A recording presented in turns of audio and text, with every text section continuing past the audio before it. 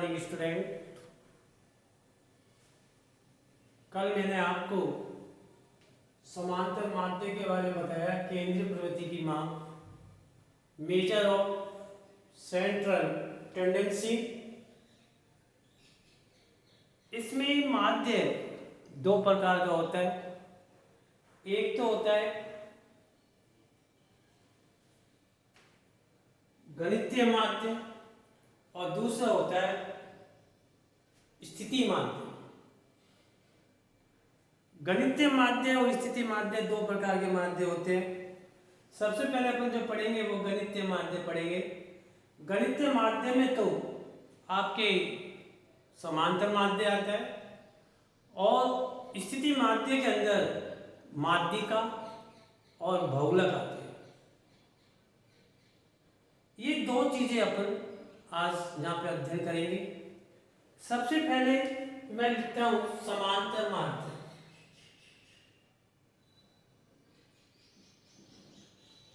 माध्य दो प्रकार के होते हैं। एक तो होता है गणितीय माध्य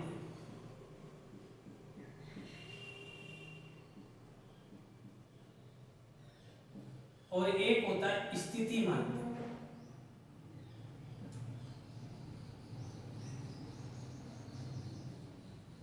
position mean and mathematics mean. फिर इसके अंदर आता है समांतर माध्य।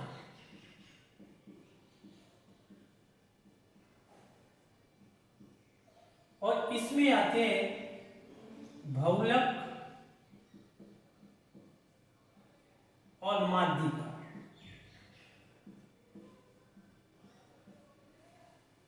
मोड,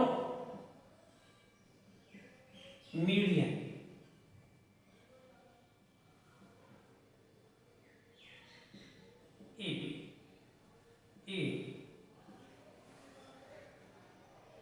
तो अब मैं जो लेके चलूंगा वो चलूंगा समांतर माध्य। समांतर माध्य कोई भी वस्तु, कितनी भी वस्तु हो या कितने भी आंकड़े हो, उन आंकड़ों का सम करके, जितने भी आंकड़े उनके सौ का सम करके उतने आंकड़ों का डिवाइड या भाग दे दीजिएगा, वो आपका क्या कहलाएगा? माध्य कहलाएगा। यानी कि इसे हम एवरेज भी बोलते हैं।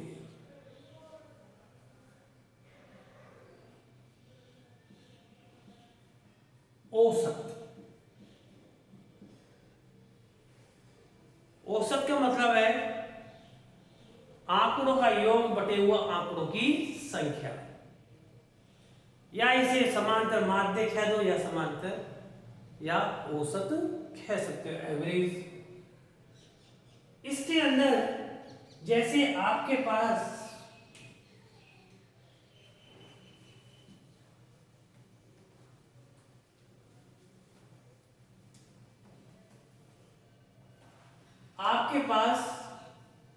x1, x2, x3, x4, x5 ये आपके पास आंकड़े, और आपसे कह दिया जाता है इनका मीन निकालो, माध्य निकालो। तो माध्य equal to x1 plus x2 plus x3 plus x4 plus x5। कितने? 1 2 3 4 5।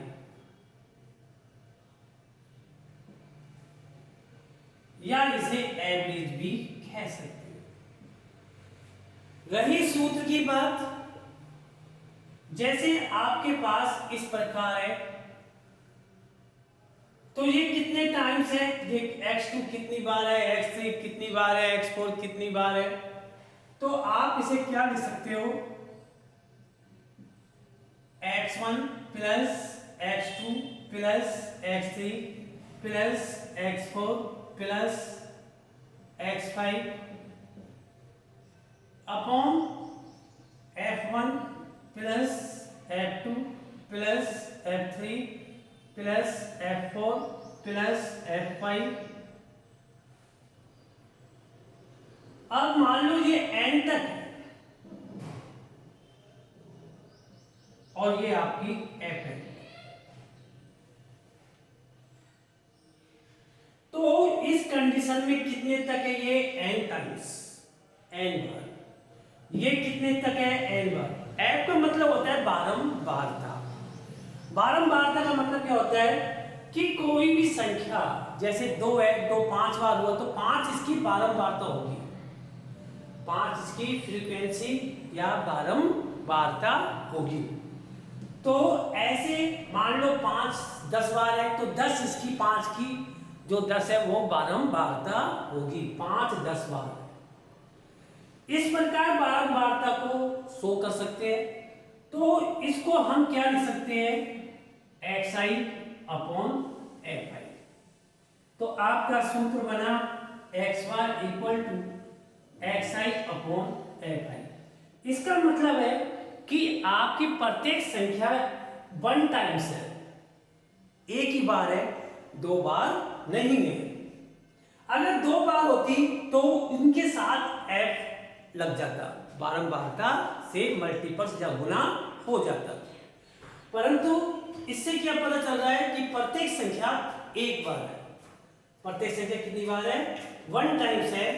तो इस प्रकार आप x1 plus x2 plus x3 plus x4 plus x5 plus xn f1 f2 f3 f4 f5 and fn xi upon fi। x आंकड़ों की संख्या बटे हुए आंकड़ों का योग, आंकड़ों का योग बटे हुए आंकड़ों की संख्या, आंकड़ों का योग बटे हुआ आंकड़ों की संख्या।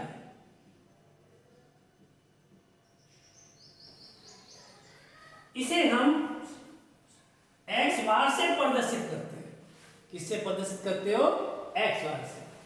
अगर सपोज करो कि इसके साथ f5 होता तो उस कंडीशन में सपोज करो x1 f1 बार है, x2 f2 बार है, तो उस कंडीशन में मैं आपको बता रहा हूं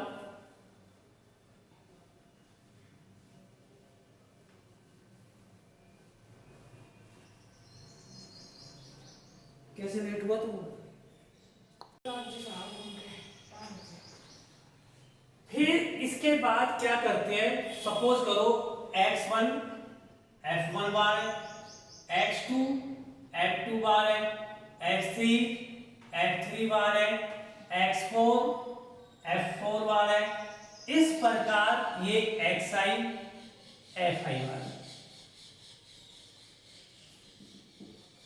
अगर इसका हम निकालते हैं माध्य यानी कि मीन,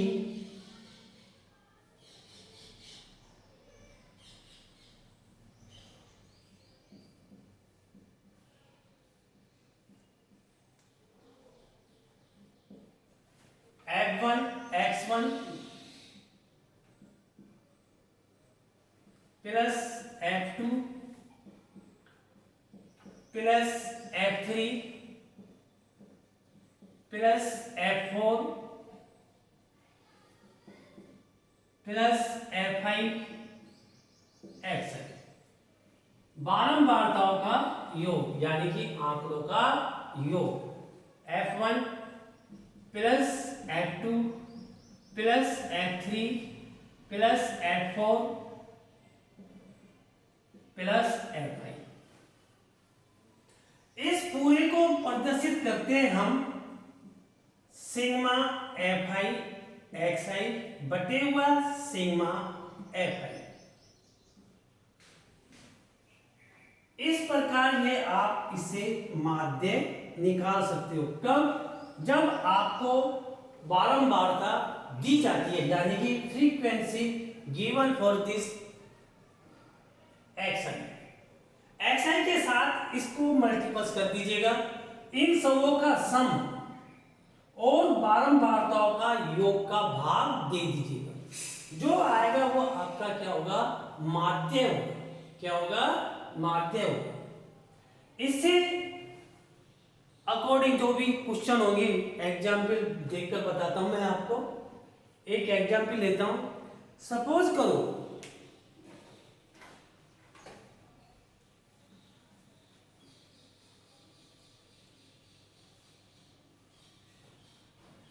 सपोज करो 3, 7, 9, 15 एंड 6 है। इसको आपको माध्य निकालना है। तो मैंने अभी बताया था समांतर माध्य बराबर x1 plus x2 plus x3 plus xi upon f1 plus f2 plus f3 plus fi। समांतर माध्य बराबर sigma xi upon sigma fi। fi कितने हैं, 1 2 3 4 5। तो fi की संख्या कितनी हो गई, 5। और इनका सम x1 plus x2 plus x3 plus x4 plus x5, इसे हम सिग्मा xi बोलते हैं, इसे हम सिग्मा fi बोलते हैं। 3 प्लस 7 प्लस 9 प्लस 15 प्लस 6, इनका योग करो, सम करो। सिग्मा xi इक्वल टू 3 3 और 7 10 और 9 19 और 15 34 और 6 40। इस सूत्र में मान रख दीजिएगा x equal to sigma xi कितना है आपके पास, 40 है। सिग्मा fi कितना है आपके पास, 5 है। तो समांतर माध्य कितना आ गया, 8। आपका माध्य कितना हो जाएगा, 8। इस प्रकार इससे संबंधित क्वेश्चन होंगे। मैं आपको अब शुरू कराता हूं। सबसे पहले मैं एग्जाम्पल कराता हूं, उसके बाद एक्सरसाइज कराऊंगा। 17.1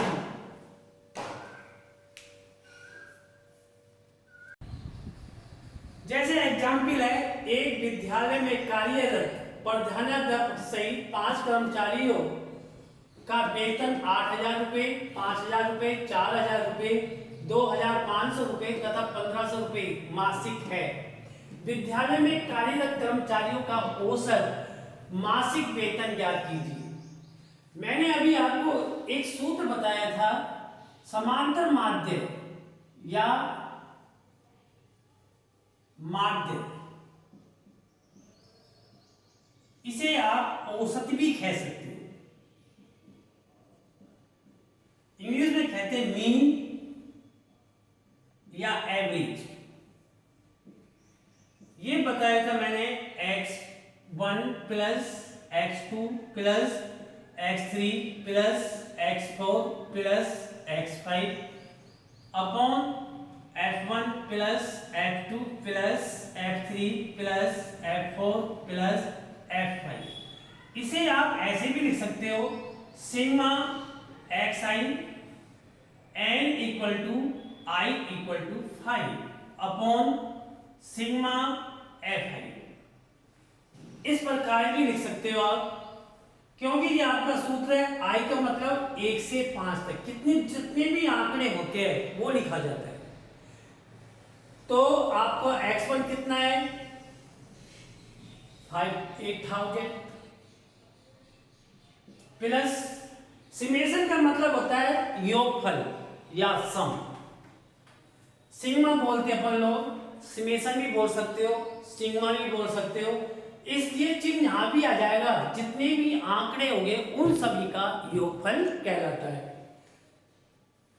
8,000, 5,000 प्लस 4,000 प्लस 2,500 प्लस 1,500 अपॉन 5। क्योंकि प्रत्येक जो भी राशि है, जो रुपए है, वो एक एक बार है, दो बार नहीं है। 8,000 दो बार नहीं है, एक बार है। 5,000 दो बार नहीं है, एक बार है। मतलब ये बार बार नहीं आ रहे, इसलिए कितने आंकड़े हो गए टोटल? 5, 1 2 3 4 5। अगर मान लो ये 2 या 3 बार होते तो उसको हम मल्टीपल्स कर देते। वो जो आते मान लो 5,000 दो बार होते तो एफ इसकी बारंबारता कितनी हो जाती? 2 हो जाती। तो 2 को हम इतने से मल्टीपल्स करते, जो भी है 8,000 मान लो 2 बार होते तो 8 को 2 से गुना करते, जो भी बारंबारता से गुना हो जाता है। जब आएगा एग्जाम्पल तो मैं उसको बारे में बताऊंगा। इन सभी का सम करो, 2 2 0 तो सब है, 5 और 5 10, हासिल 1 आई, 9 5 14 और 4 18 और 2 20 और 1 21 अपॉन 5।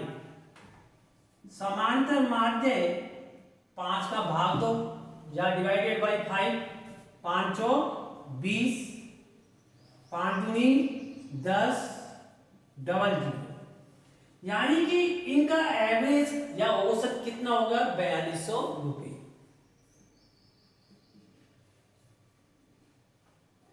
पांच कर्मचारियों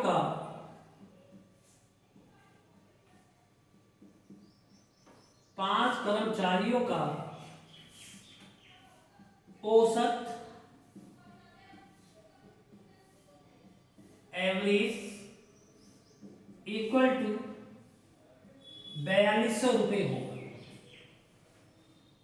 नेक्स्ट, एग्जाम्पल नंबर 2, प्रथम 10 विषम संख्याओं का समांतर माध्य ज्ञात कीजिए। प्रथम 10, सबसे पहले तो आती है कि विषम संख्या क्या होती है। 2 प्रकार की संख्याएं होती है, एक तो होती है विषम और एक होती है सम। जिसमें जिस संख्या में 2 का भाग चला जाता है वो संख्या तो कहलाएगी आपकी सम, और जिस संख्या में 2 का भाग नहीं जाता वो कहलाएगी आपकी विषम। तो सबसे पहले विषम संख्या लिखो 10। 10 विषम संख्या 1 हो गई, 3 हो गई, 5 7 9 11 13 15 17 और 9। ये आपकी 10 संख्या है, 10 नंबर है, ये ओड नंबर कहलाते हैं इंग्लिश में। हिंदी में कहते हैं ये विषम संख्या। आप इसमें देख रहे हो 10 संख्या लिखी है अपन ने कंटिन्यू लगातार, कौन सी? विषम संख्या है, ओड नंबर है ये। अब जैसे आपने इसका किया, इसका एवरेज निकालना, वही सूत्र लगाइए, समांतर माध्य या माध्य बराबर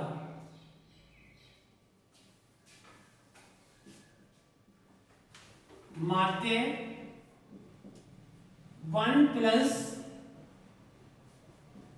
x1 plus x2 plus x3 plus xn upon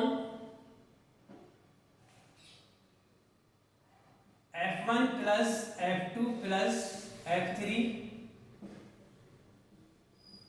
इसे हम सब लिख सकते हैं सिग्मा xi बटे हुआ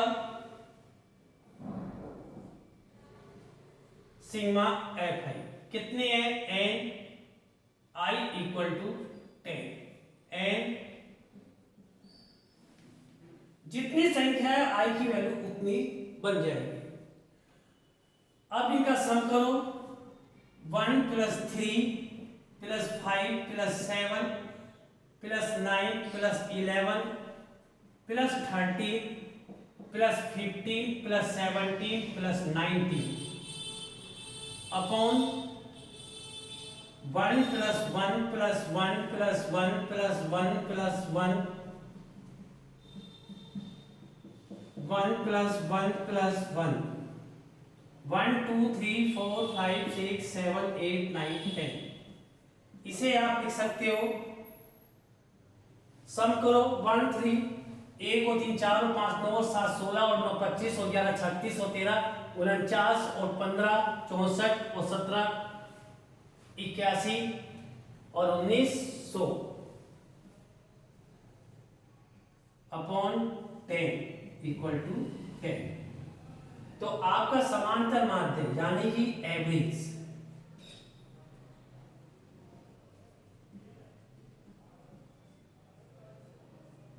बराबर 10।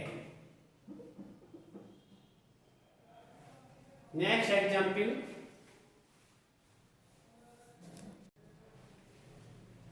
आठ क्रमागत विषम संख्याओं का औसत 16 है तो संख्याएं ज्ञात कीजिए।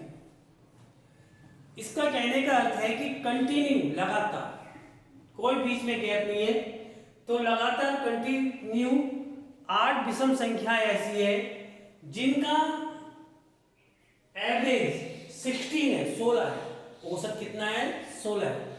मानक संख्या x है।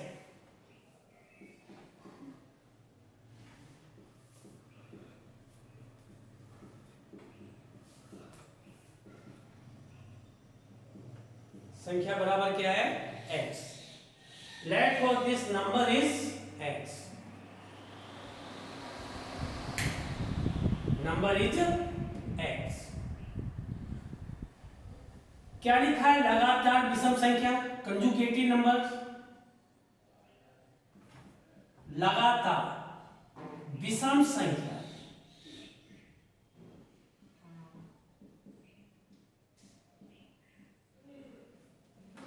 कौन कौन सी होगी? x+2, x+4, x+6, x+8, x+10, x+12 और x+40। गिनो 1 2 3 4 5 6 7 और x।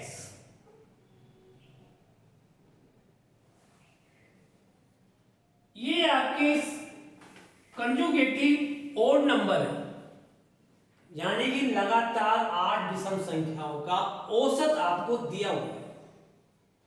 तो अभी मैंने आपको सूत्र बताया था, समांतर माध्य कितना है आपके पास?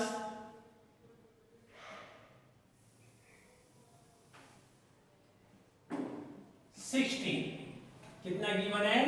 60।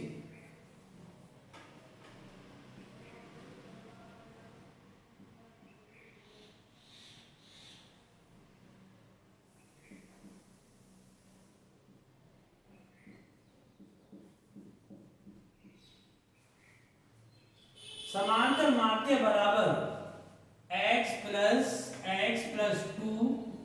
x+4 x+6 x+8 x+10 x+12 x+40 upon 8। कितने नंबर है? 8। एवरेज कितना दिया गया है? 16 इक्वल टू 1 2 3 4 5 6 7 8, तो 8x तो ये हो गया, प्लस 2 6 6 12 2 4 6 6 12 8 20 और 10 30 और 12 42 और 14 56 अपॉन 8। इसमें से 8 कॉमन ले लो। 16 इक्वल टू 8 x+7 अपॉन 8 से 8 गया। x+7 equal to 16। x equal to 16 minus 7, x equal to 8 9। x की वैल्यू इसमें रखते जाइए तो आपके नंबर, रिक्वायर्ड नंबर यानी कि सम संख्या है, विषम संख्या, विषम संख्या 9 हो जाएगी। 11 हो जाएगी, 13 हो जाएगी, 15 हो जाएगी, 17 हो जाएगी, 19 हो जाएगी, 21 हो जाएगी। 1 2 3 4 5 6 7 और 23। इन सबों का सम कर लीजिएगा और 8 का डिवीजन करके देख लीजिएगा। अगर 16 आता है तो आपका सवाल क्वेश्चन सही है, और 16 नहीं आता है तो आपका क्वेश्चन गलत है। इसके बाद मैं आपको एक्सरसाइज की तरफ लेके चलता हूं। आज की क्लास में इतना ही सही है, और नेक्स्ट क्लास में मैं आपको एक्सरसाइज 17.1 कराऊंगा।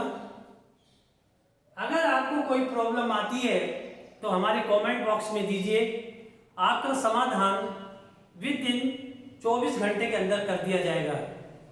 आपको अगर ये वीडियो पसंद आई है तो आप इसे सब्सक्राइब जरूर करिएगा। धन्यवाद।